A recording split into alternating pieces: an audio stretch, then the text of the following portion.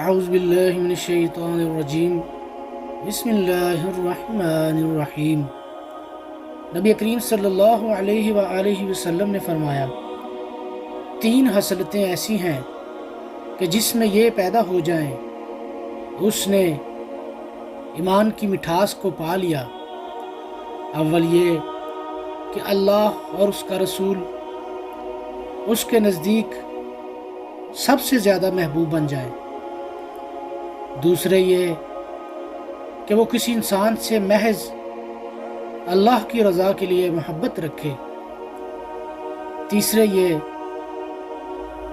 کہ وہ کفر میں واپس لوٹنے کو ایسا برا جانے جیسا کہ آگ میں ڈالے جانے کو برا جانتا ہے۔ وما علینا الا البلاغ المبین۔